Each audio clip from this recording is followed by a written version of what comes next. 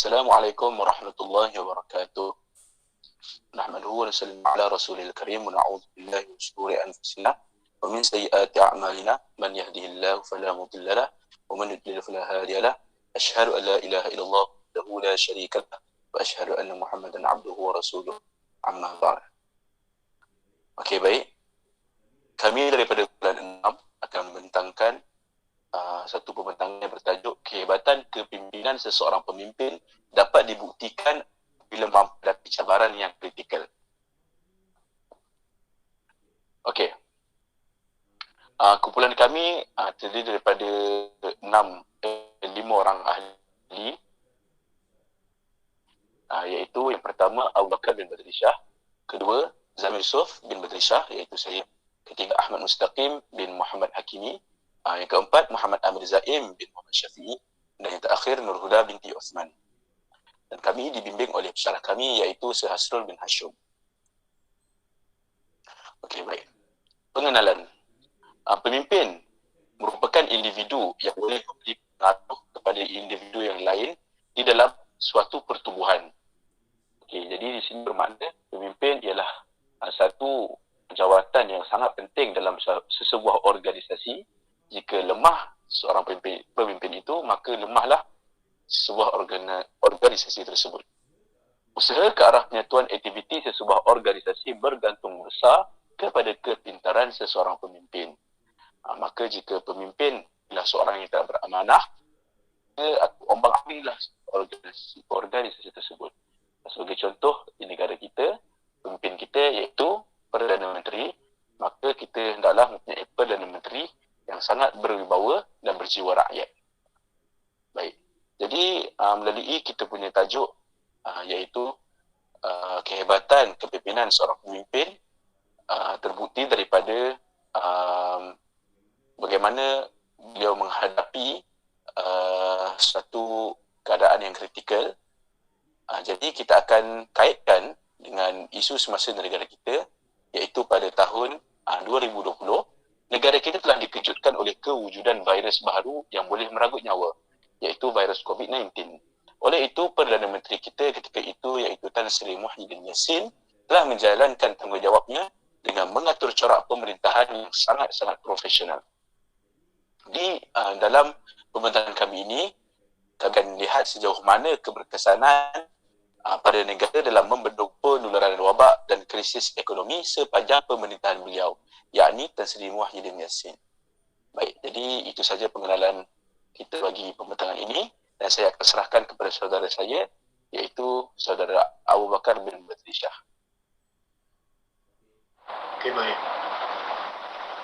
Saya akan membentangkan berkenaan peranan Tan Sri Muhyiddin Yassin dalam membantu rakyat ketika negara dilanda pandemik COVID-19. Okay, baik.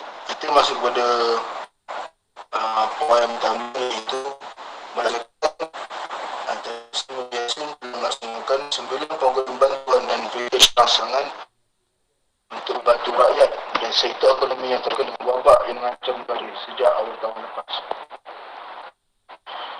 Baik, ini saya bersalah apa itu sebenar rangsangan itu. Jadi, inisiatif yang dilaksanakan adalah pakej rangsangan ekonomi perhatian rakyat libatkan pertukaran RM250 bilion pada Mac 2020. Pakej rangsangan ekonomi perhatian rakyat sebanyak RM10 bilion pada April tahun 2020.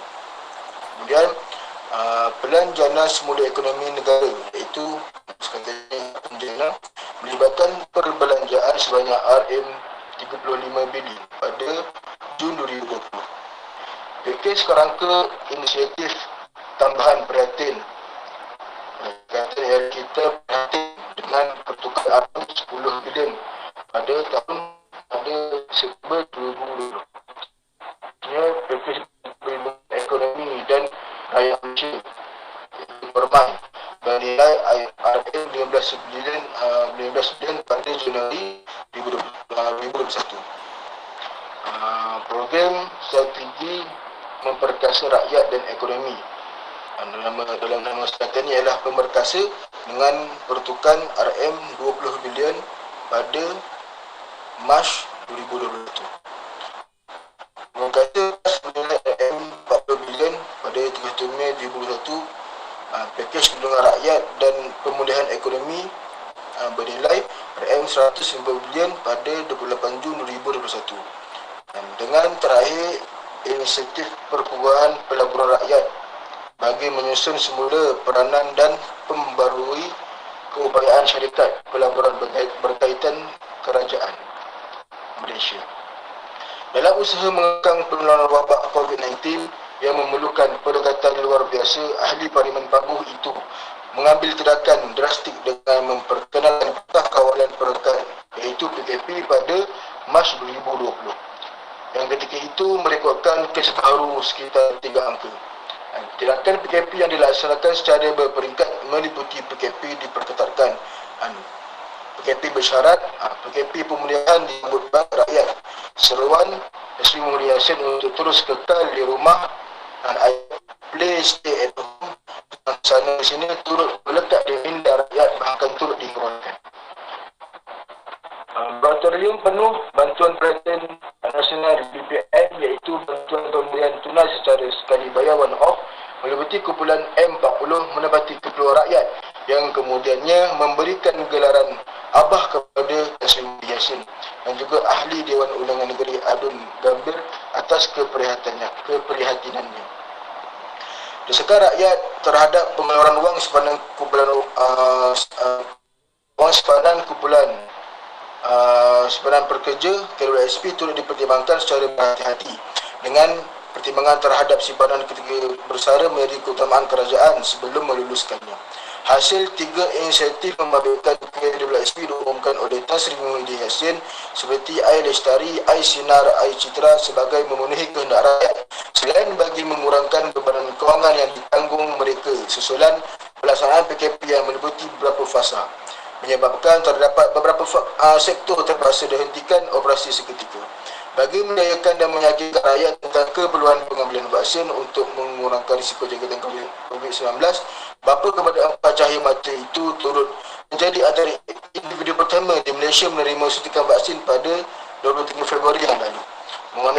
Mengenai program imunisasi COVID-19 kebangsaan yang dilancarkan pada 24 Februari 2021, bagi memberikan vaksinasi untuk membendung pandemik itu, Tan Sri Muhyiddin Yassin mengasaskan 80% populasi di negara ini atau 26.5 juta individu menerima vaksin secara percuma.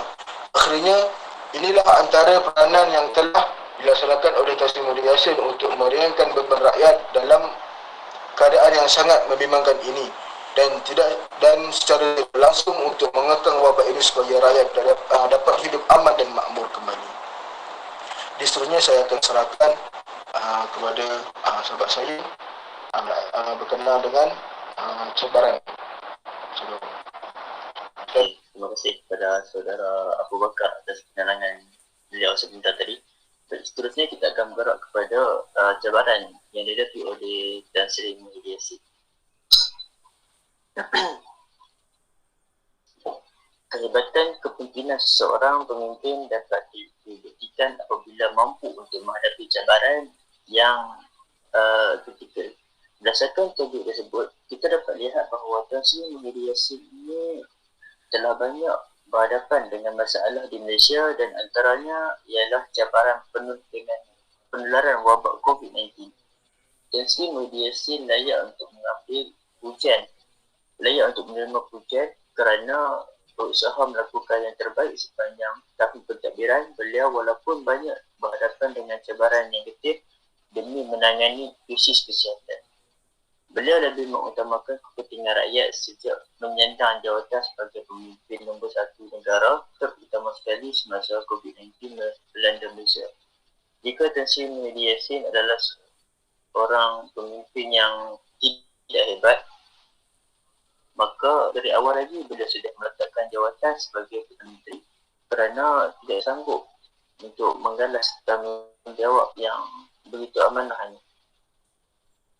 Semasa virus ini melanda, vaksin untuk virus ini masih belum dihasilkan dan pada 21 Februari 2021 Alhamdulillah, vaksin pertama COVID-19 telah tiba di negara kita. Tan Sri Muhyiddin Yassin menyeru kepada seluruh rakyat Malaysia untuk mengambil suntikan vaksin tersebut agar dapat menjaga diri daripada terkena jangkitan wabak virus tersebut. Jadi rakyat tidak perlu untuk mengeluarkan duit paket kerana segala kos suntikan vaksin adalah ditanggung oleh kerajaan sepenuhnya. Namun, terdapat segelintir rakyat Malaysia yang tidak mahu mengikut perintah tersebut kerana takut akan vaksin. Ini adalah cabaran yang besar yang dihadapi oleh beliau kerana beliau harus meyakinkan kepada rakyatnya bahawa vaksin ini adalah selamat untuk digunakan. Terdapat juga beberapa pihak yang mengatakan bahawa vaksin ini tidak selamat dan mereka membuat spekulasi sendiri yang tidak berasaskan mana-mana sumber berkenaan dengan vaksin. Selain dari itu, beliau memimpin negara dalam keadaan krisis kesihatan dan ekonomi yang tidak pernah berlaku sama sekali sebelum ini. Pada masa yang sama, beliau terus digugat dari segi politik. Tan Sri Muhyiddin Yassin adalah seorang pemimpin yang hebat kerana mampu untuk mentadbir negara dalam krisis yang tidak pernah pemimpin lain alami. Seterusnya, pada 16 Ogos 2021, Tan Sri Muhyiddin Yassin mendedahkan keputusannya untuk meletak jawatan sebagai seorang Perdana Menteri selepas tidak lagi mempunyai sokongan majoriti di Parlimen, dan ini adalah merupakan satu lagi episod dalam sejarah perjuangan politiknya. Tan Sri Muhyiddin Yassin juga pernah dipecat sebagai jawatan Timbalan Perdana Menteri kerana beliau mempertahankan prinsip untuk tidak berkompromi dalam kes penyelewengan Wang Malaysia Development Berhad ataupun yang dikenali sebagai YMDB. Meskipun beliau hendak menegakkan kebenaran, namun terdapat pihak lain yang tidak menyokong perbuatan beliau. Lalu ditunjukkan jawatan sebagai Timbalan Perdana Menteri atas sebab untuk mempertahankan kes penyelewengan tersebut. Tindakan yang dilakukan oleh Tan Sri Muhyiddin Yassin patut dicontohi oleh bakal pemimpin yang akan datang supaya supaya tidak terjadi penyalahgunaan kuasa pada masa yang akan datang. Ramai juga pemimpin pada zaman sekarang ni tidak manah lagi, contohnya menggunakan duit rakyat untuk kepentingan diri sendiri dan tidak menghirangkan rakyat yang berada dalam kesusaan. Baik, itu saja daripada saya. Seterusnya saya akan serahkan kepada sahabat saya. Terima kasih. Okey, Assalamualaikum warahmatullahi wabarakatuh. Kita sambung kesan daripada pimpinan beliau. Okey, setiap kepimpinan mesti meninggalkan kesan yang baik atau yang buruk. Begitu juga dengan pimpinan Tan Sri Muhyiddin Yassin yang turut meninggalkan kesan kepada rakyat negara. Antara kesan baik selepas pemerintahan Tan Sri Muhyiddin Yassin adalah semasa pemerintahannya COVID-19 merebak ke seluruh negara. Sebagai tindak balas, Muhyiddin melaksanakan perintah kawalan pergerakan PKP pada Mac 2020 untuk mencegah penyakit itu daripada menyakiti lebih ramai rakyat Malaysia. PKP bermula di seluruh negara dari 18 Mac dan dilanjutkan secara bersyarat hingga 9 Jun 2020. So kita tahu tahun lepas kita dilanda COVID-19 dan kita ada PKP start daripada 18 Mac hingga 9 Jun tu secara bersyarat. Okey, sebagai tindak balas terhadap kesan ekonomi COVID-19, dia memperkenalkan pakej rangsangan ekonomi bernilai 250 bilion pada 27 Mac untuk melembutkan tekanan ekonomi semasa PKP. So semasa PKP ni kita tahulah ramai rakyat yang dibuang kerja, tekanan ekonomi tu tak ada sumber pendapatan sebab bila dia dibuang kerja tu maksudnya kes pagi kes petang makan petang lah sebab tak tahu cari pendapatan tu dari mana. Okey, so pada 1 Mei sebenar Hari Pekerja, Muhyiddin mengumumkan Perintah Kawalan Pergerakan bersyarat. So, sektor ekonomi tertentu dibenarkan beroperasi secara beransur selagi SOP dipatuhi. Sekatan perjalanan dicabut sebahagiannya untuk membolehkan pelajar yang terdampar tinggal di kampus mereka dan orang yang tersekat di negeri lain untuk kembali ke rumah masing-masing. So, waktu PKP dijalankan tu ramai orang yang stuck dekat satu-satu tempat yang bukan kampung mereka, yang tak boleh nak balik disebabkan PKP.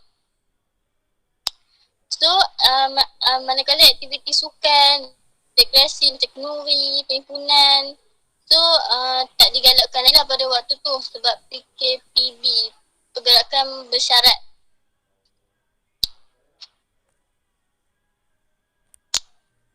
Okey, seterusnya kesan yang kedua adalah Tan Sri Muhyiddin Yassin ni memberi bantuan wang ke rakyat macam kawan kita kata tadi, Aisina, Aicitra, bantuan B40, apa semua tu untuk rakyat. So, Tan Sri Muhyiddin Yassin ni sanggup berkorban, sanggup jaga rakyat dia lah, sanggup berkorban demi rakyatnya meskipun dalam tempoh 1 tahun tu bukan satu jangka yang panjang, tapi waktu dia bertugas tu dia macam berjaya lah buktikan bahawa dia dapat membuktikan tugas yang dia jalankan tu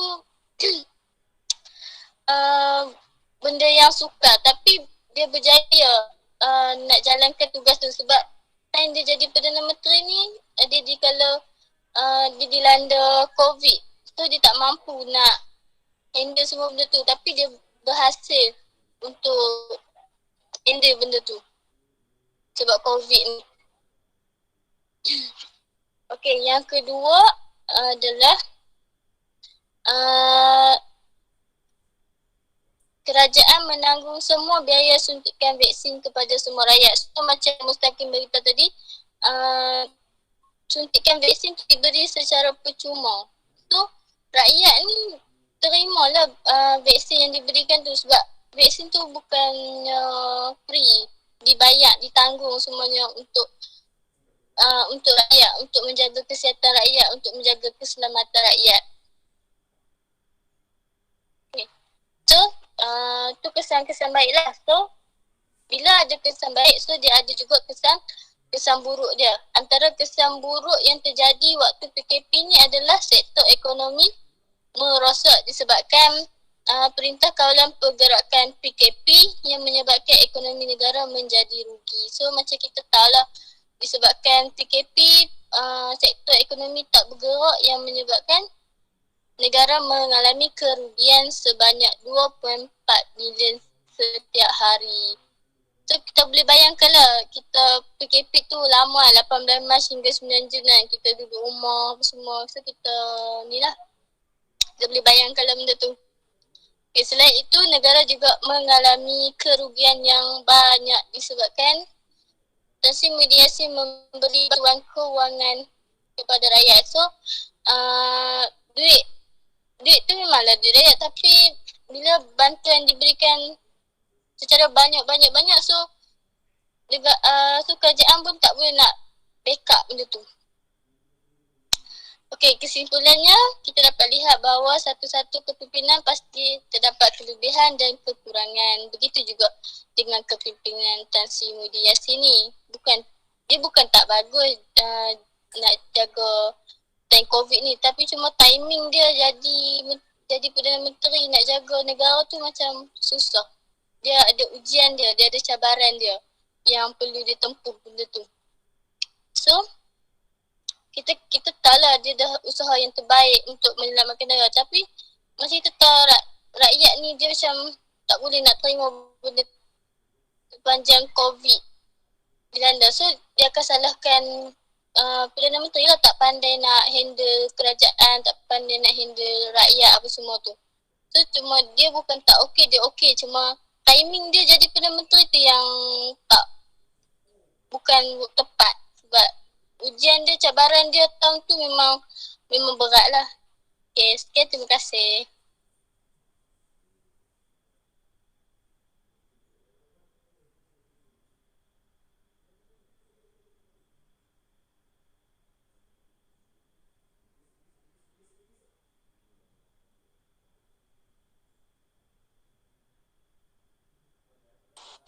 Okey, terima kasih kepada sahabat seperjuangan saya iaitu Nur Huda. Sekarang saya akan simpulkan apa yang kita dapat daripada kepimpinan. Yang pertama, setelah kita lihat kronologi pandemik COVID-19 di Malaysia sepanjang pemerintahan Tan Sri Mulia Yassin, banyak pengorbanan beliau yang dapat kita lihat. Seterusnya, dapat kita simpulkan bahawa Tan Sri Mulia Yassin ini telah menjalankan tanggungjawabnya sebagai pemimpin dengan sangat cemerlang, gemilang dan terbilang. Dan seterusnya, beliau wajar mendapat pujian dan usaha beliau membendung penularan wabak COVID-19 di Malaysia. Tan Sri Mulia Yassin ini juga banyak rakyat tidak nampak usaha beliau dalam membendung wabak ini, dan usaha beliau patut dihargai oleh rakyat. Seterusnya, beliau dapat menjiwai seluruh rakyat Malaysia sehingga beliau mendapat gelaran sebagai Abah oleh rakyat Malaysia. Panggilan Abah iaitu panggilan sebagai seorang bapa, tapi disebabkan peranan Tan Sri Mulia Yassin ini dalam kejiwaan dia sebagai sayangkan rakyat, dipanggil dengan panggilan Abah. Dan terakhir sekali, kehebatan beliau terbukti lagi apabila beliau dilantik menjadi pengerusi Majlis Pemulihan Negara bertaraf menteri walaupun sudah tidak lagi menjadi Perdana Menteri di Malaysia. Sekian daripada saya, terima kasih.